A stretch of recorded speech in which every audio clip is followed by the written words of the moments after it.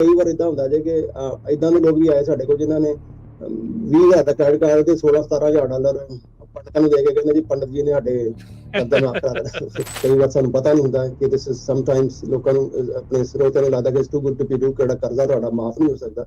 So that settlement ਇਹੀ ਕਿ ਜਿਹੜਾ ਤੁਹਾਡਾ ਕਰਜ਼ਾ ਜੇ ਡੈਟ ਤੇ ਸੈਟਲਮੈਂਟ ਉਹਨੂੰ ਕਿੱਦਾਂ ਆਪਾਂ ਘਟਾ ਸਕਦੇ ਹਾਂ ਜਾਂ ਮਾਫ ਕਰਾ ਸਕਦੇ ਹਾਂ। ਇਦਾਂ ਦੀ ਕੋਈ ਵੀ ਜਿਹੜਾ ਅਨਸਿਕਿਉਰ ਦਾ ਮਤਲਬ ਹੈ ਕਿ ਚੀਜ਼ ਕਿਸੇ ਦੀ ਨਾਲ ਬੱਜਾ ਨਹੀਂ ਹੋਇਆ, ਮੋਰਗੇਜ ਨਹੀਂ ਹੈਗੀ ਜਾਂ ਗੱਡੀ ਤੁਹਾਡੇ ਕੋਲ ਹੈ ਨਹੀਂ, ਉਹ ਜਿਹੜਾ ਡੈਟ ਹੈ ਉਹ ਤੁਹਾਡਾ ਅਸੀਂ ਅਪ ਟੂ 60% ਤੱਕ ਮਾਫ ਕਰਾ ਸਕਦੇ ਹਾਂ ਔਰ ਬਾਕੀ ਰਹਿੰਦੀ ਨੇ ਅਸੀਂ ਹਿਸਾਬ ਕਿਸ਼ਤਾਂ ਨੂੰ ਮਸਾ ਸ਼ੁਰੂਆਤ ਦੇ ਵਿੱਚ ਹੀ ਫੀਸ ਲਈ ਜਾਂਦੀ ਆ, ਓਵਰਆਲ ਫੀਸ ਹੁੰਦੀ ਆ, ਕਿ ਕਿੱਦਾਂ ਇਹ ਪ੍ਰੋਸੈਸ ਕਿੱਦਾਂ ਵਰਕ ਕਰਦਾ ਹੈ? 60% ਹੀ ਮਾਫ ਕਰਾ ਦਿੰਦੇ ਹਾਂ। ਜਦੋਂ 60% ਮਾਫ ਹੁੰਦਾ ਹੈ ਉਹਦੇ ਚ ਸਭ ਕੁਝ 60% ਦੇ ਵਿੱਚ ਤੁਹਾਡੀ fees, late payment, financial charges ਔਰ ਜਿਹੜੀ ਇਹਨਾਂ ਦੀ ਸੈਟਲਮੈਂਟ ਪ੍ਰੋਸੈਸ ਹੈ, ਜੇ ਉਹਦੇ ਕੋਈ ਲੀਗਲ ਇਸ਼ੂ ਆ ਗਿਆ, ਸਾਰਾ ਕੁਝ ਪਾ ਕੇ you still save up to 60%। ਔਰ ਜਿਹੜੀ ਫੀਸ ਹੈ ਇੱਕ ਪੈਨੀ ਨਹੀਂ ਅਪਫਰੰਟ ਨਹੀਂ ਲਈ ਜਾਂਦੀ, ਉਹ ਕਾਰਡ ਦੀ ਪੇਮੈਂਟ ਪਹਿਲਾਂ ਕ੍ਰੈਡੀਟਰ ਨੂੰ ਜਾਊਗੀ, ਉਹਦੇ ਬਾਅਦ ਹੀ ਫੀਸ ਦੇਈ ਜਾਊਗੀ। ਬੈਂਚ ਵਾਰੰਟ ਥੋੜਾ ਪਹਿਲਾਂ ਸਮਝਾਓ, ਬੈਂਚ ਵਾਰੰਟ ਇਹ ਕੀ ਚੀਜ਼ ਹੁੰਦੀ ਹੈ? ਬੈਂਚ ਵਾਰੰਟ ਹੁੰਦਾ ਹੈ ਕਿ they are actually arrest warrants. ਇੱਕ ਸਾਡੇ ਕਸਟਮਰ ਨੇ ਉਹ ਇੰਡੀਆ ਚਲੇ ਗਏ, ਉਹਨੂੰ ਪਿੱਛੋਂ ਬੈਂਚ ਵਾਰੰਟ ਹੋ ਗਏ ਇਸ਼ੂ, ਉਹਨੇ ਕਹੇ ਜੀ ਅਸੀਂ ਪਰਵਾਹ ਨਹੀਂ ਕਰਦੇ ਕਿਉਂਕਿ ਮੈਂ ਤਾਂ ਇੰਡੀਆ ਬੈਠਾ। ਜਦੋਂ ਵਾਪਸ 에ਅਰਪੋਰਟ ਤੇ ਆਏ ਤਾਂ ਉਹਨਾਂ ਨੂੰ 에ਅਰਪੋਰਟ ਤੇ ਅਰੈਸਟ ਕੀਤਾ ਉਹਨਾਂ ਨੇ, ਨਾਲ ਦੇ ਨਾਲ ਕੜੀਆਂ ਲਾਤੀਆਂ ਹੈ। ਐਗਜ਼ੈਕਟਲੀ, ਹਾਂਜੀ। ਤੇ ਉਹਦੇ ਚ ਇੱਕ ਆਪਸ਼ਨ ਹੁੰਦਾ ਕੰਸੋਲੀਡੇਸ਼ਨ ਦਾ, ਜਿੱਦਾਂ ਮੈਂ ਕਿਹਾ ਕਿ 20% 25% ਇੰਟਰਸਟ ਰੇਟ ਹੈ, ਉਹਨੂੰ ਘਟਾ ਕੇ ਆਪਾਂ 10-15% ਕਰ ਦਿੰਦੇ ਹਾਂ। ਜਿਹੜਾ 40 ਸਾਲ ਚ ਪੇ ਹੋਣਾ ਸ਼ਾਇਦ 20 ਸਾਲ ਚ ਪੇ ਹੋ ਜਾਏਗਾ, ਬਿਕਾਜ਼ ਸਪੀਡ ਜਿਹੜੀ ਹੈ ਉਹਦੀ ਡਬਲ ਹੋ ਜਾਂਦੀ ਹੈ। ਪੰਜਾਬੀ ਰੇਡੀਓ USA ਸੁਣ ਰਹੇ, ਦੇਖ ਰਹੇ ਸਾਰੇ ਹੀ ਸਰੋਤਿਆਂ ਤੇ ਦਰਸ਼ਕਾਂ ਨੂੰ ਨਿੱਘੀ ਜੀ ਆਇਆਂ ਨੂੰ ਪਿਆਰ ਭਰੀ ਸਤਿ ਸ੍ਰੀ ਅਕਾਲ। ਸਰੋਤਿਓ, ਅੱਜ ਦੇ ਇਸ ਵਿਸ਼ੇਸ਼ ਪ੍ਰੋਗਰਾਮ ਦੇ ਵਿੱਚ ਤੁਹਾਨੂੰ ਜੀ ਆਇਆਂ ਨੂੰ ਆਖਦੇ ਹਾਂ। ਮੇਰੇ ਨਾਲ ਅੱਜ ਦੇ ਇਸ ਪ੍ਰੋਗਰਾਮ ਦੇ ਵਿੱਚ ਜੁੜ ਚੁੱਕੇ ਨੇ ਨਿਰਮਲ ਸਿੰਘ ਮਾਨ ਜੀ। ਨਿਰਮਲ ਸਿੰਘ ਮਾਨ ਜੀ, ਜੀ ਆਇਆਂ ਨੂੰ ਸਵਾਗਤ ਹੈ। ਸਤਿ ਸ੍ਰੀ ਅਕਾਲ ਜੀ।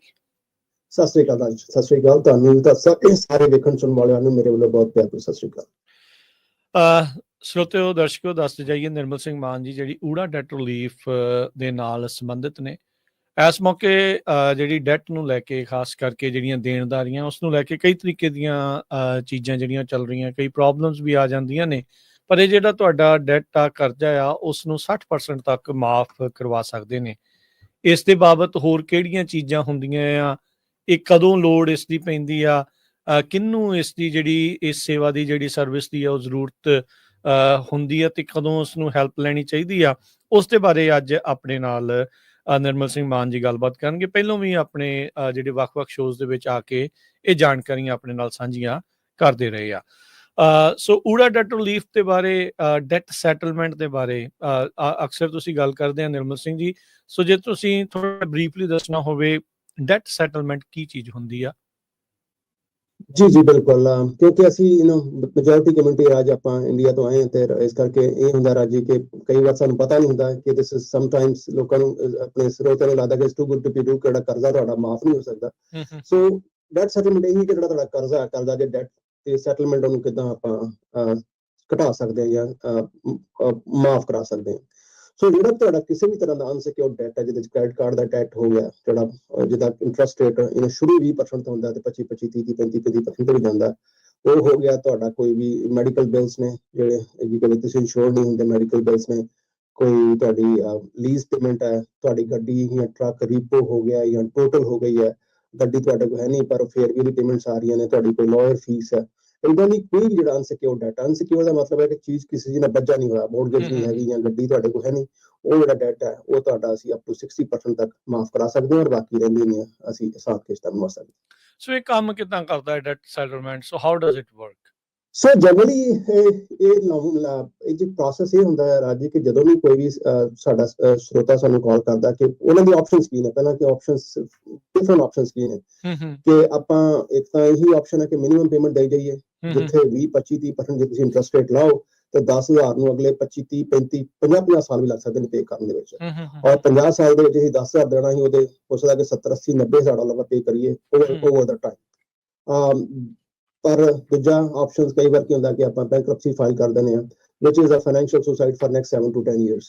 ਤੇ ਬੈਂਕ ਜਿਹੜਾ ਸੈਟਲਮੈਂਟ ਦੇ ਵਿੱਚ ਕੀ ਹੁੰਦਾ ਕਿ ਅਸੀਂ ਬੈਂਕ ਨਾਲ ਇਹੀ ਕਹਿੰਦੇ ਆ, ਆਪਣੇ ਜਿਹੜੇ ਕ੍ਰੈਡੀਟਰਸ ਨਾਲ ਇਹੀ ਗੱਲ ਕਰਦੇ ਹਾਂ, ਜਿਹੜਾ ਸਾਡੇ ਪਰਟੀਕੁਲਰ ਕਲਾਇੰਟ ਨੇ, ਜਿਹੜਾ ਸਾਡਾ ਸਾਈਨ ਕਰਦਾ ਕਿ they want to pay your debt, ਉਹਨਾਂ ਕੋਲ ਇਸ ਟਾਈਮ ਫਾਈਨੈਂਸ਼ੀਅਲ ਹਾਰਡਸ਼ਿਪ ਆਈ ਹੈ, ਜਿੱਦਾਂ ਖਾਸ ਕਰਕੇ ਆਪਾਂ ਅੱਜ ਗੱਲ ਕਰੀਏ ਟਰੱਕਿੰਗ ਇੰਡਸਟਰੀ, ਕਿਸੇ ਕੋਈ ਅੱਖਾਂ ਪਰੋਖੋ ਨਹੀਂ ਹੈ ਕਿ ਇਸ ਟਾਈਮ ਟਰੱਕ ਇੰਡਸਟਰੀ ਬਹੁਤ ਜ਼ਿਆਦਾ ਸਫਰ ਕਰਦੀ ਪਈ ਹੈ। ਔਰ ਇਹਨਾਂ ਦੀ ਇਹ ਦਿਆਨਤਦਾਰੀ ਹੈ ਕਿ ਜਿਹੜਾ ਵੀ ਸਾਡਾ ਕਸਟਮਰ ਆਇਆ ਉਹ ਚਾਹੁੰਦਾ ਕਿ ਮੈਂ ਬੈਂਕਰਪਸੀ ਨਹੀਂ ਫਾਈਲ ਕਰ ਰਿਹਾ, ਮੈਂ ਤੁਹਾਡਾ ਪੇਮੈਂਟ ਜਿਹੜੀ ਨਹੀਂ ਦੇ ਸਕਦਾ, ਪਰ ਮੈਂ ਪੂਰੀ ਅਫੋਰਡ ਨਹੀਂ ਕਰ ਸਕਦਾ। ਅਸੀਂ ਇਹ ਕਰਦੇ ਹਾਂ ਕਿ ਵੱਧ ਤੋਂ ਵੱਧ ਕਿੰਨਾ ਘਟਾ ਸਕਦੇ ਹਾਂ ਔਰ ਉਹਨਾਂ ਨੂੰ ਕਿੰਨਾ ਮਿਨੀਮਮ ਦੇਣਾ ਪਏ, ਔਰ ਜਿਹੜੀ ਮਿਨੀਮਮ ਨਹੀਂ ਦੇਣੀ ਆ ਉਹਦੇ ਲਈ ਇੱਕ ਕਿਸ਼ਤਾਂ ਬਣਾ ਸਕਦੇ ਹਾਂ ਅਪ ਟੂ 4 years, 6 ਮਹੀਨੇ ਤੋਂ ਲੈ ਕੇ 4 ਸਾਲ ਤੱਕ। ਔਰ ਇਹ ਜਿਹੜਾ ਪੈਸੇ ਹੁੰਦੇ ਨੇ ਆਪਾਂ ਇੱਕ non interest bearing saving account, escrow account ਖੋਲਦੇ ਨੇ, ਜਿਹੜੀ ਥਰਡ ਪਾਰਟੀ ਮੈਨੇਜ ਕਰਦੀ ਹੈ। ਜਿਹੜੇ ਪੈਸੇ ਉਹਨਾਂ ਦੇ ਸਾਰੇ ਉਹਦੇ ਜਾਈ ਜਾਂਦੇ ਨੇ, ਜਿਹੜੀਆਂ ਪੇਮੈਂਟਸ ਬਣਦੀਆਂ ਨੇ, ਔਰ ਐਵਰੀ ਸਿੰਗਲ ਪੈਨੀ ਦਾ ਜਿਹੜਾ ਹਿਸਾਬ ਹੈ ਆਨਲਾਈਨ ਉਹ FDIC ਇਸ਼ੋਰਡ ਅਕਾਊਂਟ ਹੁੰਦਾ, ਜਿੱਦਾਂ ਵੱਡੇ ਬੈਂਕ ਕਿਸੇ ਵੀ ਚੀਜ਼ ਵੈਲਸ ਫਾਰਗੋ ਦੇ ਵਿੱਚ। ਸੋ ਇਹਦੇ ਵਿੱਚ ਪੈਸੇ ਪਏ ਰਹਿੰਦੇ ਨੇ, ਜਿੱਦਾਂ ਸੈਟਲਮੈਂਟਸ ਮਿਲਦੀਆਂ ਰਹਿੰਦੀਆਂ ਨੇ ਉਹ ਪੈਸੇ ਉਧਰੋਂ ਰਿਲੀਜ਼ ਹੁੰਦੇ ਰਹਿੰਦੇ ਨੇ। ਐਂਡ ਜਿੰਨੇ ਚਿਰ ਦੀ ਪੇਮੈਂਟਾਂ ਕਰਦੇ ਨੇ 6 ਮਹੀਨੇ ਦੀਆਂ ਜਾਂ 4 ਸਾਲ ਦੀਆਂ, ਉਹਦੇ ਵਿੱਚ ਉਹਨਾਂ ਦਾ ਸਾਰਾ ਡਾਟਾ ਹੌਲੀ ਹੌਲੀ ਪੇ ਹੁੰਦਾ ਰਹਿੰਦਾ ਜੀ। ਇਹਦੇ ਨਾਲ ਹਰ ਇੱਕ ਦਾ ਇਹ ਸਵਾਲ ਰਹਿੰਦਾ ਵੀ ਹੁਣ ਜਿੱਦਾਂ ਤੁਹਾਡੀ ਸਰਵਿਸ ਆ ਊੜਾ ਡੈਟ ਰਿਲੀਫ ਵਾਲੇ ਆ, ਕਿ ਸ਼ੁਰੂਆਤ ਦੇ ਵਿੱਚ ਹੀ ਫੀਸ ਲਈ ਜਾਂਦੀ ਆ, ਓਵਰਆਲ ਫੀਸ ਹੁੰਦੀ ਆ, ਕਿ ਕਿੱਦਾਂ ਇਹ ਪ੍ਰੋਸੈਸ ਕਿੱਦਾਂ ਵਰਕ ਕਰਦਾ ਹੈ? ਜੀ ਬਿਲਕੁਲ, ਬਹੁਤ ਹੀ ਇੰਪੋਰਟੈਂਟ ਕੁਐਸਚਨ ਹੈ। ਕਈ ਵਾਰ ਹੁੰਦਾ ਕਿ ਨਹੀਂ ਜੀ ਬਹੁਤ ਜ਼ਿਆਦਾ ਫੀਸ ਲਈ ਜਾਂਦੀ ਹੈ। ਜਦੋਂ ਜਿੱਦਾਂ ਹੁਣ ਤੁਸੀਂ ਕਿਹਾ ਕਿ ਅਪ ਟੂ 60% ਹੀ ਮਾਫ ਕਰਾ ਦਿੰਦੇ ਹੋ, ਜਦੋਂ 60% ਮਾਫ ਹੁੰਦਾ ਉਹਦੇ ਚ ਸਭ ਕੁਝ 60% ਦੇ ਵਿੱਚ ਤੁਹਾਡੀ fees, late payment, financial charges ਔਰ ਜਿਹੜੀ ਇਹਨਾਂ ਦੀ ਸੈਟਲਮੈਂਟ ਪ੍ਰੋਸੈਸ ਹੈ, ਜੇ ਉਹਦੇ ਕੋਈ ਲੀਗਲ ਇਸ਼ੂ ਆ ਗਿਆ, ਸਾਰਾ ਕੁਝ ਪਾ ਕੇ you still save up to 60%। ਔਰ ਜਿਹੜੀ ਫੀਸ ਹੈ ਇੱਕ ਪੈਨੀ ਨਹੀਂ ਅਪਫਰੰਟ ਨਹੀਂ ਲਈ ਜਾਂਦੀ। ਜੇ ਮੰਨ ਲਓ ਕਿ ਤੁਹਾਡੇ ਕੋਲ 4 ਕਾਰਡ ਨੇ ਔਰ ਚਾਰਾਂ ਚ ਸਿਰਫ ਅਸੀਂ ਇੱਕ ਹੀ ਕਾਰਡ ਸੈਟਲ ਕੀਤਾ ਔਰ ਇੱਕ ਕਾਰਡ ਦੀ ਪੇਮੈਂਟ ਜਿਹੜੀ ਹੈ ਤੁਹਾਡਾ ਮੰਨ ਲਓ ਕਿ bank of America the card he settle ਕੀਤਾ, ਉਹ ਕਾਰਡ ਦੀ ਪੇਮੈਂਟ ਪਹਿਲਾਂ ਕ੍ਰੈਡੀਟਰ ਨੂੰ ਜਾਊਗੀ, ਉਹਦੇ ਬਾਅਦ ਹੀ ਫੀਸ ਲਈ ਜਾਊਗੀ। ਜੇ ਅਸੀਂ ਬਾਕੀ 3 ਕਾਰਡ ਰਹਿ ਗਏ ਨੇ ਉਹਨਾਂ ਤੇ ਕੋਈ ਸੈਟਲਮੈਂਟ ਨਹੀਂ ਲਈ ਤੇ ਜਿਹੜਾ ਵੀ ਸਾਡਾ customer they will not pay a single penny. ਔਰ ਇਹ ਸਾਰਾ ਉਹਨਾਂ ਦਾ ਜਿਹੜਾ ਕੰਟਰੈਕਟ ਹੁੰਦਾ ਔਰ ਉਹਨਾਂ ਦੀ ਜਿਹੜੀ ਪੇਮੈਂਟ ਸਕੇਜੂਲ ਹੁੰਦੀ ਹੈ ਉਹ ਸਾਰਾ ਉਹਦੇ ਵਿੱਚ ਪੂਰਾ ਬਲੈਕ ਐਂਡ ਵਾਈਟ ਡਿਸਕ੍ਰਾਈਬ ਹੁੰਦਾ। ਤੁਸੀਂ ਪਹਿਲਾਂ ਜਿਹੜੀ ਵਿੱਚ ਗੱਲ ਕੀਤੀ ਵੀ ਬੈਂਕਰਪਸੀ ਦੇ ਨਾਲ ਕਈ ਸਾਲਾਂ ਤੱਕ ਦੇ ਲਈ ਜਿਹੜੀ ਪ੍ਰੋਬਲਮ ਆ ਜਾਂਦੀ ਆ, ਸੋ ਇਹ ਹਮੇਸ਼ਾ ਸਵਾਲ ਰਹਿੰਦਾ ਆ ਬਹੁਤ ਸਾਰੇ ਲੋਕਾਂ ਦੇ ਲਈ ਜਿਨ੍ਹਾਂ ਦੀਆਂ ਦੇਣਦਾਰੀਆਂ ਆ ਵੀ ਸੈਟਲਮੈਂਟ ਕੀਤੀ ਜਾਵੇ ਕਿ ਬੈਂਕਰਪਸੀ ਫਾਈਲ ਕੀਤੀ ਜਾਵੇ। ਉਹਦੇ ਪ੍ਰਤੀ ਤੁਹਾਡੀ ਕੀ ਸਲਾਹ ਆ? ਤੁਸੀਂ ਕੀ ਸੋਚਦੇ ਆ ਕਿ ਇਹ ਕੇਸ ਬਾਈ ਕੇਸ ਜਿਹੜਾ ਉਸ ਨੂੰ ਜਿਹੜਾ ਤੁਸੀਂ ਡਿਸਾਈਡ ਕਰਦੇ ਆ? Generally, देखो केस बाय केस ही होता है। In certain cases, most of the cases, I think bankruptcy a better option नहीं होती। और मतलब कई बार हास्यो होना सिस्टम भी आ जाता है। साढ़े को ऐसे कस्टमर भी आए ने जिन्होंने 5000 ਦਾ 10000 ਦਾ ਡੈਟ ਹੀ ਤੇ ਜਿਹੜਾ ਹੁੰਦਾ ਕਿ 4000 ਸੈਟਲਮੈਂਟ ਹੋ ਜਾਂਦਾ ਔਰ ਉਹਨਾਂ ਨੇ 6000 ਉਹਨੂੰ ਦੇ ਕੇ ਆਪਣਾ ਅਟਰਨੀ ਨੂੰ ਬੈਂਕਰਪਸੀ ਫਾਈਲ ਕਰਾ ਲਈ ਤੇ ਪੈਸੇ ਵੀ ਐਂਡ ਜ਼ਿਆਦਾ ਪੇ ਕਰ ਦਿੱਤੇ ਔਰ ਅਗਲੇ 7 ਤੋਂ 10 ਸਾਲ ਵਾਸਤੇ ਇੱਕ ਤਰ੍ਹਾਂ ਦੇ ਫਾਈਨੈਂਸ਼ੀਅਲੀ ਹੈਂਡੀਕੈਪਟ ਹੋ ਗਏ, ਨਾ ਕਾਰ ਲੈ ਸਕੇ ਨਾ ਬਿਜ਼ਨਸ ਲੈ ਸਕੇ। ਜਿਹੜਾ ਵੀ ਬੰਦਾ ਜਿਹੜੀ ਇਹ ਚ ਹੈਗਾ ਬਿਕੋਜ਼ ਅਗਲੇ 10 ਸਾਲ ਵਾਸਤੇ ਕਾਫੀ ਮੁਸ਼ਕਿਲ ਹੋ ਜਾਂਦਾ। ਮਤਲਬ ਹਾਸੇ ਦੀ ਗੱਲਾਂ ਤਾਂ ਇਦਾਂ ਨਹੀਂ ਰਾਜੀ ਕਿ ਕਈ ਵਾਰ ਇਦਾਂ ਹੁੰਦਾ ਜੇ ਕਿ ਇਦਾਂ ਦੇ ਲੋਕ ਵੀ ਆਏ ਸਾਡੇ ਕੋਲ ਜਿਨ੍ਹਾਂ ਨੇ 20,000 ਦਾ ਕ੍ਰੈਡਿਟ ਕਾਰਡ ਤੇ $16-17,000 ਪੰਡਤਾਂ ਨੂੰ ਦੇ ਕੇ ਕਹਿੰਦੇ ਜੀ ਪੰਡਤ ਜੀ ਨੇ ਸਾਡੇ ਕਰਦਾ ਮਾਫ ਕਰਾ ਦੇਣਾ, ਵਾਸਤੂ ਕਰਾ ਕੇ ਕੰਮ ਸੈੱਟ ਹੋ ਜਾਣਾ ਹੈ। ਨਹੀਂ ਬਿਲਕੁਲ ਸਮਾਰਟਨੈਸ ਵਰਤਣੀ ਚਾਹੀਦੀ ਹੈ। ਸਰਵਿਸਿਜ਼ ਅਵੇਲੇਬਲ ਆ ਊੜਾ ਡੈਟ ਰਿਲੀਫ ਵਾਲਿਆਂ ਦੇ ਨਾਲ। ਨਿਰਮਲ ਭਾਜੀ ਦੇ ਨਾਲ ਕਾਲ ਕਰੋ, ਨੰਬਰ ਦੱਸ ਦਿਓ ਹੁਣ ਇਸ ਮੌਕੇ ਇੱਕ ਵਾਰੀ। ਜੀ ਬਿਲਕੁਲ 888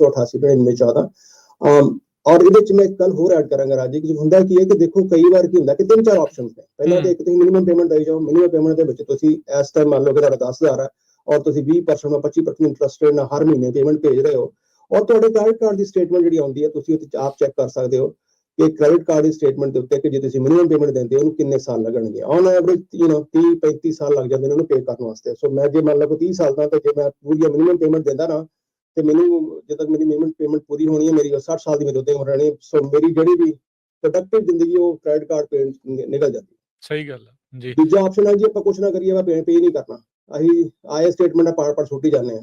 ਸੋ ਉਹਨਾਂ ਵਾਸਤੇ ਬਹੁਤ ਵਧੀਆ ਹੁੰਦਾ ਬਿਕੋਜ਼ ਉਹ ਕਿਸੇ ਵੀ ਜਾ ਕੇ ਲੋਕਲ ਆਪਣੇ ਕੋਰਟ 'ਚ ਜਾ ਕੇ ਉਹ ਤੁਹਾਡੇ ਖਿਲਾਫ ਜਜਮੈਂਟ ਲੈ ਲੈਂਦੇ ਨੇ, ਤੁਹਾਡੇ ਵੇਜਸ ਗਾਰਨਿਸ਼ ਕਰ ਲੈਂਦੇ ਆ, ਤੁਹਾਡੀਆਂ ਜੇ ਕੋਈ ਪ੍ਰਾਪਰਟੀ ਉੱਤੇ ਵੀ ਲੀਨ ਪਾ ਸਕਦੇ ਨੇ। ਔਰ ਪਿਛਲੇ ਸਾਲਾਂ ਦੇ ਵਿੱਚ ਪਿਛਲੇ 2-3 ਸਾਲ ਦੇ ਵਿੱਚ ਮੈਂ ਤੁਹਾਡੇ ਨਾਲ ਆਫਲਾਈਨ ਸ਼ੇਅਰ ਵੀ ਕਰ ਰਿਹਾ ਕੀਤੇ ਨੇ ਕਿ ਬੈਂਚ ਵਾਰੰਟ ਜਿਹੜੇ ਨੇ ਉਹ ਇਸ਼ੂ ਕਰਨੇ ਸ਼ੁਰੂ ਕਰ ਦਿੱਤੇ ਨੇ ਕੋਰਟਸ ਨੇ। ਬੈਂਚ ਵਾਰੰਟ ਥੋੜਾ ਪਹਿਲਾਂ ਸਮਝਾਓ, ਬੈਂਚ ਵਾਰੰਟ ਇਹ ਕੀ ਚੀਜ਼ ਹੁੰਦੀ ਹੈ? ਇੱਕ ਤਾਂ ਜਿੱਦਾਂ ਤੁਸੀਂ ਕਿਹਾ ਵੀ ਵੇਜ ਗਾਰਨਿਸ਼ ਕਰ ਲੈਣੀ, ਲੀਨ ਪਾ ਲੈਣੀ, ਉਹ ਇੱਕ ਡਿਫਰੈਂਟ ਥਿੰਗ ਆ, ਇਹ ਉਸ ਦਾ ਨੈਕਸਟ ਸਟੈਪ ਹੋ ਗਿਆ ਫਿਰ ਬੈਂਚ ਵਾਰੰਟ?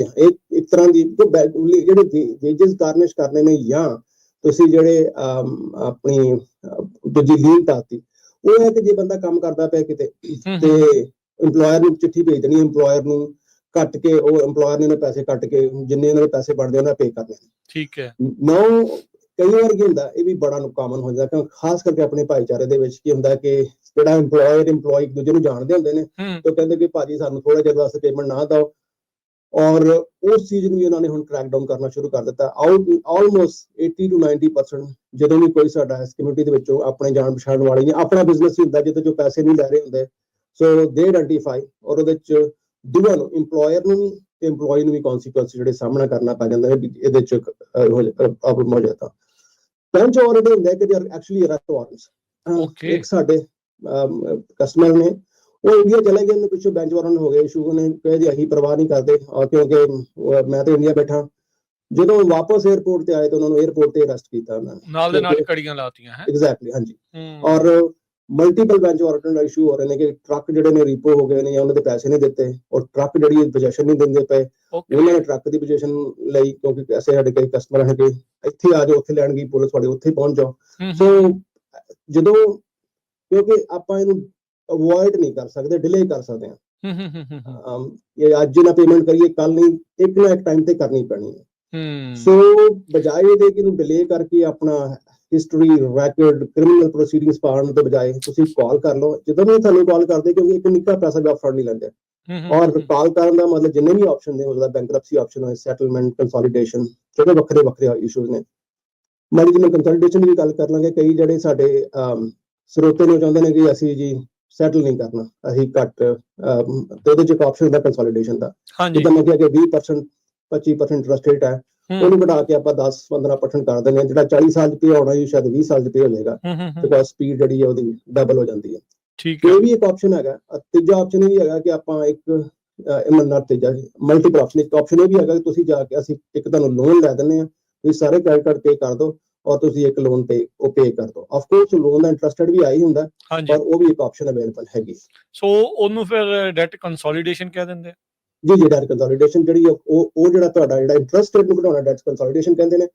ਪੂਰਾ ਜੇ ਡੈਟ ਮੰਨ ਲਓ ਕਿ 50,000 ਦੇਣਾ, ਆਪਾਂ 50,000 ਦੇ ਥਾਂ ਸਿਰਫ 30,000 ਦਿੱਤਾ ਜਾਂ 20,000 ਦਿੱਤਾ, ਉਹਨੂੰ ਆਪਾਂ ਸੈਟਲਮੈਂਟ ਕਹਿੰਦੇ ਆ। ਤੇ ਬਾਕੀ ਚੈਪਟਰ 7, 11 ਤੇ ਚੈਪਟਰ 13 ਜਿਹੜੀਆਂ ਬੈਂਕਰਪਸੀਜ਼ ਨੇ, ਉਹ ਤੇ ਅਵੇਲੇਬਲ ਆਪਸ਼ਨਸ ਜਿਹੜੀਆਂ ਨੇ ਉਹਦੇ ਵਿੱਚ ਉਹਦੀ ਜੀ ਆਪਸ਼ਨ ਅਵੇਲੇਬਲ। ਉਹ ਲਾਸਟ ਰਿਜ਼ੋਰਟ ਹੈ ਕਿਉਂਕਿ ਜਿਹੜੀ ਵੀ ਹੈ ਨਾ bankruptcy, that's a financial suicide. ਅਗਲੇ 7 ਤੋਂ 10 ਸਾਲ, ਮਿਨੀਮਮ 7 ਸਾਲ ਵਾਸਤੇ ਅਸੀਂ ਵੀ ਕੋਈ ਕੋਸ਼ਿਸ਼ ਕਰਦੇ ਹਾਂ ਕਿ ਨਹੀਂ ਜੀ ਬੈਂਕਰਪਸੀ ਕਰ ਲੈਣਾ, ਮੈਂ ਆਪਣੀ ਵਾਈਫ ਤੇ ਖੋਲ ਦੇਣਾ ਜਾਂ ਉਹ ਤੇ ਖੋਲ ਦੇਣਾ। ਪਰ ਜਦੋਂ ਤੁਸੀਂ ਕੰਬਾਈਨ ਟੈਕਸ ਭਰਦੇ ਹੁੰਦੇ ਹੋ, ਹਸਬੈਂਡ ਵਾਈਫ ਦਾ ਟੈਕਸ ਕੰਬਾਈਨ ਹੈ, ਉਹ ਬੈਂਕਰਪਸੀ ਜਿਹੜੀਆਂ ਨੇ ਫਿਰ ਉਹ ਵੀ ਕੰਬਾਈਨ ਹੋ ਜਾਂਦਾ, ਉਹ ਚ ਵੀ ਇਸ਼ੂ ਬਹੁਤ ਜ਼ਿਆਦਾ ਕੰਪਲਿਕੇਸ਼ਨ ਵੱਧ ਜਾਂਦੀਆਂ। ਇਹ ਅੱਛਾ, ਫਿਰ ਇਹ ਵੀ ਦੱਸੋ ਵੀ ਹੁਣ ਜਦੋਂ ਸੈਟਲਮੈਂਟ ਕਰਦੇ ਆ ਜਾਂ ਕੰਸੋਲੀਡੇਸ਼ਨ ਕਰਦੇ ਆ, ਫਿਰ ਤੁਹਾਡੇ ਕ੍ਰੈਡਿਟ ਸਕੋਰ ਤੇ ਇਹਦਾ ਕਿੱਦਾਂ ਦਾ ਅਸਰ ਰਹਿੰਦਾ? ਜੀ ਬਿਲਕੁਲ ਕ੍ਰੈਡਿਟ ਸਕੋਰ ਦੇ ਉੱਤੇ ਜੇ ਸੈਟਲਮੈਂਟ ਕਰਦੇ ਆ, ਆਫ ਕੋਰਸ ਬੈਂਕਰਪਸੀ ਵਾਂਗੂ ਇੰਨਾ ਲੀਥਲ ਤੇ ਨਹੀਂ ਹੈਗਾ ਜਿਹੜਾ 10 ਸਾਲ ਵਾਸਤੇ ਤੁਹਾਡਾ ਪੂਰਾ ਹੀ ਖਰਾਬ ਹੋਏ।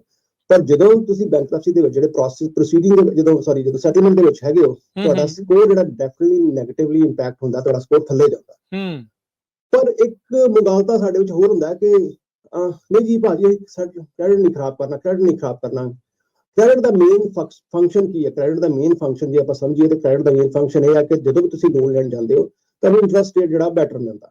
ਪਰ ਦੇਖੋ ਹੁਣ ਕੋਈ ਬੰਦਾ 10 ਜਾਂ 20,000 ਦਾ ਜਾਂ ਲੱਖ ਡਾਲਰ ਦਾ ਲੋਨ ਇਹਦੇ ਕੋਲ ਲੱਥਦਾ ਪਿਆ, ਤੇ ਬੈਂਕ ਦੇਖਦਾ ਕਿ 10,000 ਦਾ ਜਿਹੜਾ ਲੋਨ ਹੈ ਇਹਦੇ ਕੋਲ ਪਿਛਲੇ 5 ਸਾਲ ਜਾਂ 10 ਸਾਲ ਚ ਨਹੀਂ ਲੱਥਾ, ਉਹਨਾਂ ਲੱਖ ਡਾਲਰ ਦਾ ਜਾਂ 2 ਲੱਖ ਦਾ ਜਾਂ ਮਿਲੀਅਨ ਦਾ ਲੋਨ ਉਹਨੂੰ ਵੈਸੇ ਵੀ ਨਹੀਂ ਦੇਣਾ। Because if you're not capable of paying 10,000 in ਪਿਛਲੇ 5 ਸਾਲਾਂ ਦੇ ਵਿੱਚ, ਤੇ ਫਿਰ ਉਹਦੇ ਚ ਉਹਨੂੰ ਜਿਹੜਾ ਟੈਕਨੀਕਲ ਟਰਮਸ ਕਹਿੰਦੇ ਡੈਟ ਟੂ ਇਨਕਮ ਰੇਸ਼ੀਓ, ਕਿ ਤੁਹਾਡਾ ਡੈਟ ਜ਼ਿਆਦਾ ਤੁਹਾਡੀ ਇਨਕਮ ਘੱਟ ਹੈ, ਔਰ ਜਿਹੜਾ ਤੁਹਾਡਾ ਆਊਟਸਟੈਂਡਿੰਗ ਡੈਟ ਆ ਉਹਦੀਆਂ ਪੇਮੈਂਟਾਂ ਵੀ ਐਡ ਹੋ ਜਾਂਦੀਆਂ ਨੇ। ਸੋ ਹੋਰ ਕੰਪਲਿਕੇਸ਼ਨ ਵੱਧ ਜਾਂਦੀ ਹੈ। ਬਜਾਏ ਜੇ ਤੁਸੀਂ ਸੈਟਲਮੈਂਟ ਕਰ ਲੈਂਦੇ ਹੋ, ਤੁਹਾਡੇ ਰਿਪੋਰਟ ਤੇ ਹੁੰਦਾ ਕਿ ਡੈਟ ਤੁਸੀਂ ਕੋਈ ਉਹ ਨਹੀਂ ਕਰਦੇ, you paid less than what you owed। ਮੰਨ ਲਓ ਤੁਸੀਂ 10,000 ਕੀਤਾ ਸੀ, ਤੁਸੀਂ 5,000 ਪੇ ਕੀਤਾ, ਪਰ ਕਿੰਨਾ ਘੱਟ ਪੇ ਕੀਤਾ ਉਹ ਨਹੀਂ ਆਉਂਦਾ। ਸੋ ਵਿਦਿਨ 6 months to year ਜਦੋਂ ਤੁਹਾਡਾ ਪੇ ਹੋ ਜਾਂਦਾ, ਜਿਹੜਾ ਜਦੋਂ ਤੁਸੀਂ ਸ਼ੁਰੂ ਕਰਦੇ ਹੋ ਉਹ ਤੋਂ ਉਹਨਾਂ ਜਾਂ ਉਹ ਤੋਂ ਬੈਟਰ ਤੁਹਾਡਾ ਜਿਹੜਾ ਸਕੋਰ ਹੈ ਉਹ ਹੋ ਜਾਏਗਾ। ਇਹਦੇ ਵਾਸਤੇ ਜਿਹੜੀ ਤੁਹਾਨੂੰ ਜ਼ਿਆਦਾ ਜਾਣਕਾਰੀ ਕਰਨਾ ਤੇ ਸਾਡੇ ਸਟਾਫ ਨੂੰ ਵੀ ਕਾਲ ਕਰਦੇ ਹੋ, ਉਹ ਪੂਰਾ ਐਕਸਪਲੇਨ ਕਰ ਦੇਣਗੇ ਤੁਹਾਡਾ ਸਕੋਰ ਇਸ ਟਾਈਮ ਕਿੰਨਾ, ਤੁਸੀਂ ਕਿੰਨੇ ਚਿਰ ਗ੍ਰੈਜੂਏਟ ਕਰੋਗੇ, ਜਦੋਂ ਗ੍ਰੈਜੂਏਟ ਕਰ ਜਾਂਦੇ ਪ੍ਰੋਗਰਾਮ ਤੋਂ ਤੇ ਫਿਰ ਤੁਹਾਨੂੰ ਕਿੰਨਾ ਟਾਈਮ ਲੱਗੇਗਾ ਗੈਟਿੰਗ ਬੈਕ ਟੂ ਟਰੈਕ। ਠੀਕ ਹੈ, ਨੰਬਰ ਇੱਕ ਵਾਰੀ ਫੇਰ ਸ਼ੇਅਰ ਕਰ ਦਿੰਦੇ ਨੇ ਭਾਜੀ। ਜੀ ਨੰਬਰ ਜੀ ਆਪਣੀ ਹੈਗਾ ਰਾਜੀ 888 9914 888 888-9914 ਤੁਸੀਂ ਕਿਤੇ ਵੀ ਅਜੇ US ਕੈਨੇਡਾ ਦੇ ਵਿੱਚ you not pay a single penny up front, ਜਿਵੇਂ ਤੁਹਾਡਾ ਕਰਜ਼ਾ ਮਾਫ ਨਹੀਂ ਹੋ ਜਾਂਦਾ।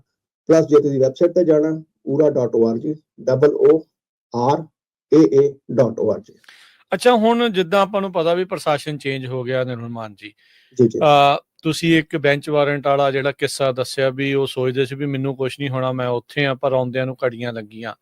ਹੁਣ ਇਮੀਗ੍ਰੇਸ਼ਨ ਦਾ ਮੁੱਦਾ ਬਹੁਤ ਜ਼ਿਆਦਾ ਗਰਮਾਇਆ ਆ। ਆਪਣੇ ਜੀ। ਬਹੁਤ ਸਾਰੇ ਜਿਹੜੇ ਟਰੱਕਰਸ ਆ ਉਹ ਇਮੀਗ੍ਰੇਸ਼ਨ ਦੇ ਇਸ ਪ੍ਰੋਸੈਸ ਦੇ ਵਿੱਚੋਂ ਲੰਘ ਰਹੇ ਆ, ਕੋਈ ਵਰਕ ਪਰਮਿਟ ਤੇ ਆ ਜਾਂ ਅਜੇ ਉਹਦੇ ਪੇਪਰ ਅਜੇ ਪੂਰੇ ਬਣਨੇ ਆ, ਗ੍ਰੀਨ ਕਾਰਡ ਹੋਣਾ ਜਾਂ ਸਿਟੀਜ਼ਨ ਜਿਹੜਾ ਉਹਨਾਂ ਨੇ ਹੋਣਾ। ਹੁਣ ਜਦੋਂ ਇਹ ਚੀਜ਼ਾਂ ਨਾਲ ਆ ਜਾਣਗੀਆਂ, ਜੇ ਕਿਸੇ ਦੇ ਬੈਂਚ ਵਾਰੰਟ ਆ ਗਏ ਆ, ਉਹ ਇੱਕ ਕਾਈਂਡ ਆਫ ਜਦੋਂ ਚਾਰजेस ਉੱਤੇ ਜਿਹੜੇ ਉਹ ਲੱਗ ਜਾਂਦੇ ਆ, ਫਿਰ ਉਹ ਇਮੀਗ੍ਰੇਸ਼ਨ ਦਾ ਵੀ ਨਾਲ ਰੌਲਾ ਪੈਣਾ ਸ਼ੁਰੂ ਹੋ ਜਾਣਾ। ਦੇਖੋ ਇਹਦੇ ਬਾਰੇ ਤਾਂ ਕੋਈ ਇਮੀਗ੍ਰੇਸ਼ਨ ਕਰਨੀ ਜਿਹੜੇ ਨੇ ਉਹ ਜ਼ਿਆਦਾ ਅਥਾਰਟੇਟਲੀ ਗੱਲ ਕਰ ਸਕਦੇ ਨੇ, ਪਰ ਐਨੀ ਨੈਗੇਟਿਵ ਡੈਂਟ ਦੇਖੋ ਸਿੰਪਲ ਜਿਹਾ ਕੰਮ ਹੁੰਦਾ ਕਿ ਇਹਨੂੰ DUI ਮਿਲ ਜਾਏ ਤੇ ਉਹ ਵੀ ਇੱਕ ਇਮੀਗ੍ਰੇਸ਼ਨ ਦੇ ਉੱਤੇ ਵੱਡਾ ਇੰਪੈਕਟ ਪੈ ਜਾਂਦਾ। ਇਹ ਤਾਂ ਐਕਚੁਅਲੀ ਬੈਂਚ ਵਾਰੰਟ ਨੇ, ਚਾਹੇ ਜੇ ਬੈਂਚ ਵਾਰੰਟ ਹੋਣ ਜਾਂ ਤੁਹਾਡੇ ਬੈਂਕਰਪਸੀ ਹੋ ਜਾਏ, ਇਹ ਸਾਰੀਆਂ ਤੁਹਾਡੀ ਕ੍ਰੈਡਿਟ ਦੇ ਉੱਤੇ, ਤੁਹਾਡੀ ਓਵਰਆਲ ਹਿਸਟਰੀ ਦੇ ਉੱਤੇ। ਇੱਕ ਵਾਰੀ ਬੈਂਕਰਪਸੀ ਫਾਈਲ ਹੋ ਜਾਏ 7 ਸਾਲਾਂ ਦੀ ਬੈਂਕਰਪਸੀ ਦੇ ਬਾਅਦ ਚ ਆ ਜਾਂਦੇ ਹੋ, that stays you on your record for rest of your life। ਜਿਹੜਾ ਡੈਟ ਸੈਟਲਮੈਂਟ ਹੈ ਇਹ ਇੱਕ ਹੀ ਦੀ ਬਾਹਰ ਆ ਗਏ within few months ਜਾਂ ਡਿਪੈਂਡ ਤੁਹਾਡਾ ਕ੍ਰੈਡਿਟ ਕਿੰਨਾ, ਸਿਚੁਏਸ਼ਨ ਤੁਹਾਡੀ ਕੀ ਹੈਗੀ, ਜਾਂ ਕੁਝ ਸਾਲਾਂ ਦੇ ਵਿੱਚ ਇਹ ਟੋਟਲੀ ਐਲੀਮੀਨੇਟ ਹੋ ਜਾਣਾ। ਤਾਂ ਕਿਸੇ ਨੂੰ ਵੀ ਨਹੀਂ ਪਤਾ ਕਿ ਤੁਸੀਂ ਡੈਟ ਸੈਟਲ ਕੀਤਾ ਹੀ, ਘੱਟ ਪੇ ਕੀਤਾ ਹੀ। ਇਹ ਬਿਲਕੁਲ it's like never happen. So of course ਇਹ ਜਿਹੜਾ ਆਪਸ਼ਨ ਹੈ ਇਹ ਇਮੀਗ੍ਰੇਸ਼ਨ ਵਾਸਤੇ ਕੋਈ ਵੀ ਇੰਪੈਕਟ ਨਹੀਂ ਹੈਗਾ। ਬੈਂਚ ਵਾਰੰਟ ਵਾਲੇ ਜੇ ਮੈਂ ਕਹਾਂ ਤੇ ਤੁਹਾਡੀ ਵਾਲੀ ਗੱਲ ਬਿਲਕੁਲ ਠੀਕ ਹੈ ਕਿ ਨੈਗੇਟਿਵ ਇੰਪੈਕਟ ਇਹਦਾ ਹੈਗਾ। ਕਿੰਨਾ ਜ਼ਿਆਦਾ ਆਈ ਥਿੰਕ ਉਹ ਕੋਈ ਅਥਾਰਟੇਟਿਵਲੀ ਇਮੀਗ੍ਰੇਸ਼ਨ ਅਟਾਰਨੀ ਜ਼ਿਆਦਾ ਉਸ ਬਾਰੇ ਜਾਣਕਾਰੀ ਦੇ ਸਕਦੇ। ਹਾਂਜੀ, ਨਹੀਂ ਉਹ ਤੇ ਹੈ, ਪਰ ਜੋ ਆਪਾਂ ਸੁਣ ਰਹੇ ਹਾਂ, ਜੋ ਆਪਾਂ ਦੇਖ ਰਹੇ ਹਾਂ, ਜਿੱਦਾਂ ਰੇਡਾਂ ਪੈ ਰਹੀਆਂ ਤੇ ਉਹ ਕਹਿੰਦੇ ਵੀ ਈਵਨ ਯੂ ਆਰ ਚਾਰਜ, ਤਾਂ ਅਸੀਂ ਤੁਹਾਨੂੰ ਉਸ ਪਾਸੇ ਵੱਲ ਨੂੰ ਘੱਲ ਸਕਦੇ, ਕਿਉਂਕਿ ਇੱਕ ਮਾਹੌਲ ਵੀ ਉਦਾਂ ਦਾ ਇਸ ਟਾਈਮ ਬਣ ਚੁੱਕਾ ਆ। ਤੇ ਹੁਣ ਜੇ ਤੁਸੀਂ ਡੈਟ ਨਹੀਂ ਪੇ ਕਰਦੇ ਤਾਂ ਫਿਰ ਇਹ ਜਿਹੜੀਆਂ ਕ੍ਰਿਮੀਨਲ ਪ੍ਰੋਸੀਡਿੰਗਸ ਆਏ ਇਹ ਫਿਰ ਇਹ ਉਸੇ ਦਾ ਹੀ ਨਤੀਜਾ ਹੈ ਬੈਂਚ ਵਾਰੰਟ। ਬਿਲਕੁਲ ਜੀ, ਕ੍ਰਿਮੀਨਲ ਪ੍ਰੋਸੀਡਿੰਗਸ ਜਦੋਂ ਉਹਨਾਂ ਨੇ ਜਾ ਕੇ ਕਿਸੇ ਵੀ ਇਨਕੁਆਇਟਰ ਨੇ ਜਾ ਕੇ ਤੁਹਾਡੇ ਕੋਲ ਕੋਰਟ ਜਾ ਕੇ ਇੱਕ ਆਰਡਰ ਲੈ ਲੇ, ਤੁਹਾਡੇ ਕੋਲ ਅਰੈਸਟ ਵਾਰੰਟਸ ਲੈ ਲੇ, ਤੇ ਉਹ ਵੀ ਤੁਹਾਡੇ ਰੈਕੋਰਡ ਤੇ। ਇੱਕ ਵਾਰ ਤੁਸੀਂ ਅਰੈਸਟ ਵੀ ਹੋ ਗਏ, ਭਾਵੇਂ ਕੋਈ ਬੰਦਾ ਤੁਹਾਨੂੰ ਗਲਤੀ ਵੀ ਅਰੈਸਟ ਕਰ ਦਿੰਦਾ, ਉਹ ਵੀ ਤੁਹਾਡੇ ਸਾਰੀ ਜ਼ਿੰਦਗੀ ਤੁਹਾਡੇ ਰੈਕੋਰਡ ਦੇ ਵੀ ਸਾਰੀ ਤੁਹਾਡੇ ਅਰੈਸਟ ਵਾਰੰਟ ਵੀ ਰਹਿਣੇ ਆ, ਉਹ ਵੀ ਰਹਿਣੇ। ਤੇ ਇਹਦੇ ਚ ਕਈ ਸਾਡੇ ਐਸੇ ਕਲਾਇੰਟ ਨੇ ਜਿਨ੍ਹਾਂ ਦਾ ਬੈਂਕਰਪਸੀ ਫਾਈਲ ਹੋਈ ਜਾਂ ਅਰੈਸਟ ਵਾਰੰਟ ਨਿਕਲੇ ਜਾਂ ਉਹ ਜਿਹੜਾ ਇਹਨੂੰ ਮਲਟੀਪਲ ਬੈਂਕਰਪਸੀਆਂ ਹੋਈਆਂ, ਉਹਨਾਂ ਨੂੰ ਕਈ ਵਾਰ ਨੌਕਰੀਆਂ ਵੀ ਨਹੀਂ ਮਿਲਦੀਆਂ ਫਾਈਨੈਂਸ਼ੀਅਲ ਇੰਸਟੀਟਿਊਟਸ ਦੇ ਵਿੱਚ, ਬਿਕਾਜ਼ ਫਾਈਨੈਂਸ਼ੀਅਲੀ ਦੇ ਨਾਟ ਕ੍ਰੈਡੀਬਲ। ਲੋਨ ਮਿਲਣ ਦੇ ਬਾਅਦ ਦੀ ਗੱਲ ਹੈ ਕਿ ਵਿਚਾਰੇ ਨੌਕਰੀ ਵੀ ਨਹੀਂ ਮਿਲਦੀ। ਤੇ ਬਹੁਤ ਹੀ ਇਹਦਾ ਜਿਹੜੀ ਇੰਪੈਕਟ ਨੇ ਇਹਦੇ ਕ੍ਰਿਮੀਨਲ ਪ੍ਰੋਸੀਡਿੰਗਸ ਤੇ ਜਾਂ ਬੈਂਕਰਪਸੀ ਦੇ, ਇਹ ਬਹੁਤ ਲੌਂਗ ਲਾਸਟਿੰਗ ਨੇ, ਬੜੇ ਸਾਲ ਲੱਗ ਜਾਂਦੇ ਨੇ ਇਹਦੇ ਚੋਂ ਨਿਕਲਣ ਵਾਸਤੇ। ਠੀਕ ਹੈ। ਸੋ ਇਹ ਸਾਰੀਆਂ ਚੀਜ਼ਾਂ ਇਸ ਟਾਈਮ ਜਿੱਦਾਂ ਆਪਣੇ ਦਰਸ਼ਕਾਂ ਦੇ ਨਾਲ, ਸਰੋਤਿਆਂ ਦੇ ਨਾਲ ਨਿਰਮਲ ਸਿੰਘ ਮਾਨ ਜੀ ਊੜਾ ਡੈਟ ਰਿਲੀਫ ਤੋਂ ਸ਼ੇਅਰ ਕਰ ਰਹੇ ਆ। ਸੈਟਲਮੈਂਟ ਕਰਨੀ ਆ, ਕੰਸੋਲੀਡੇਸ਼ਨ ਕਰਨੀ ਆ, 60% ਤੱਕ ਕਰਜ਼ਾ ਮਾਫ ਹੋ ਸਕਦਾ ਆ। ਇਹ ਸਾਰੀਆਂ ਗੱਲਾਂ ਦੇ ਲਈ ਤੁਸੀਂ ਇਹਨਾਂ ਦੇ ਨਾਲ ਸੰਪਰਕ ਕਰੋ 8888889914 888 888 9914 ਦੇ ਉੱਤੇ। ਅੱਛਾ ਨਿਰਮਲ ਸਿੰਘ ਮਾਨ ਜੀ, ਇੱਕ ਕੁਐਸਚਨ ਸਾਰਿਆਂ ਨੂੰ ਰਹਿੰਦਾ ਵੀ ਬੰਦੇ ਨੂੰ ਕਦੋਂ ਜੇ ਜਿਹੜੀ ਸਰਵਿਸ ਦੇ ਵੱਲ ਨੂੰ ਜਾਣਾ ਚਾਹੀਦਾ ਆ, ਕਦੋਂ ਇਹ ਜਿਹੜੀ ਇੱਕ ਨੈਸੈਸਿਟੀ ਜਿਹੜੀ ਉਹ ਬਣ ਜਾਂਦੀ ਹੈ। ਬੰਦਾ ਕਈ ਵਾਰੀ ਆਪਣੇ ਵੱਲੋਂ ਕਹਿੰਦਾ ਚੱਲ ਮੈਂ ਹੋਰ ਕੰਮ ਕਰ ਲੈਣਾ, ਚੱਲ ਮੈਂ ਮਿਹਨਤ ਕਰਦਾ, ਜੇ ਹੋਰ ਇਨਕਮ ਹੋ ਜੇ ਤਾਂ ਮੈਂ ਹੌਲੀ ਹੌਲੀ ਲਈ ਜਾਂਦਾ ਆ। ਬਟ ਕਿਹੜਾ ਇੱਕ ਕੋਈ ਬੈਂਚਮਾਰਕ ਹੋ ਸਕਦਾ ਹੈ, ਜਾਂ ਕਦੋਂ ਬੰਦੇ ਨੂੰ ਰੀਅਲਾਈਜ਼ ਹੁੰਦਾ ਵੀ this is the service I need now? Exactly, ਨਹੀਂ ਬਹੁਤ ਵਧੀਆ ਤੁਹਾਡਾ ਕੁਐਸਚਨ। ਆਈ ਥਿੰਕ ਬੰਦੇ ਨੂੰ ਇਹ ਨਹੀਂ ਪਤਾ ਲੱਗਦਾ ਕਈ ਵਾਰ ਕਿ ਮੈਨੂੰ ਪ੍ਰੋਬਲਮ ਹੈ। ਜਦੋਂ ਪ੍ਰੋਬਲਮ ਆਇਡੈਂਟੀਫਾਈ ਹੋਏ ਤਾਂ ਹੀ ਆਪਾਂ ਦੁਬਾਰਾ ਕੋਈ ਕੰਮ ਕਰ ਸਕਦੇ ਹਾਂ। ਸੋ ਜਨਰਲੀ ਮੈਂ ਤੇ ਕਹਿੰਦਾ ਕਿ ਹੁੰਦਾ ਕਿ ਯਾਰ ਸਿਸਟਮ ਨੇ ਬੜਾ ਡਿਜ਼ਾਈਨ ਕੀਤਾ ਹੋਇਆ ਹੈ। ਇਹ ਸਿਸਟਮ ਨੂੰ, ਕ੍ਰੈਡਿਟ ਕਾਰਡ ਦਾ ਸਿਸਟਮ ਹੈ, ਇਹਨੂੰ ਪਿਛਲੇ 100 ਸਾਲ ਦੇ ਵਿੱਚ ਇਹਨਾਂ ਨੇ ਬੜਾ ਮੈਚੁਰ ਕੀਤਾ ਹੋਇਆ ਕਿ ਲੋਕਾਂ ਨੂੰ ਪਤਾ ਨਾ ਲੱਗੇ ਕਿ ਹੌਲੀ ਹੌਲੀ ਉਹਨਾਂ ਦੇ ਸਿਸਟਮ ਦੇ ਵਿੱਚ, ਉਹਨਾਂ ਦੇ ਦਿਨ ਦੇ ਰੋਜ਼ ਦੇ ਕਾਰੋਬਾਰ ਦੇ ਵਿੱਚ ਹੌਲੀ ਹੌਲੀ ਰਸਤਾ ਮਿਲਦਾ ਜਾਏ ਤੇ ਉਹਨਾਂ ਨੂੰ ਪਤਾ ਨਾ ਲੱਗੇ ਕਿ ਸਹੀ ਕਰਜ਼ਾ ਵੀ ਦਿੰਦੇ ਆ। ਜਿੱਥੇ ਅਸੀਂ ਰੋਜ਼ ਬਿਜਲੀ ਦੇ ਬਿੱਲ ਜਾਂ ਫੋਨ ਦੇ ਬਿੱਲ ਦਿੰਦੇ ਆ ਤੇ ਕ੍ਰੈਡਿਟ ਕਾਰਡ ਦਾ ਬਿੱਲ ਉਹਨਾਂ ਨੇ ਨਾਲ ਹੀ ਟੈਗ ਅਲਾਉ ਕਰ ਦਿੱਤਾ, ਜਿਹਦੇ ਨਾਲ ਓਵਰਆਲ ਜਿਹੜਾ ਇੰਪੈਕਟ ਆ ਉਹ ਲੰਮੇ ਟਾਈਮ ਤੱਕ ਸਾਨੂੰ ਪਤਾ ਨਹੀਂ ਲੱਗਦਾ।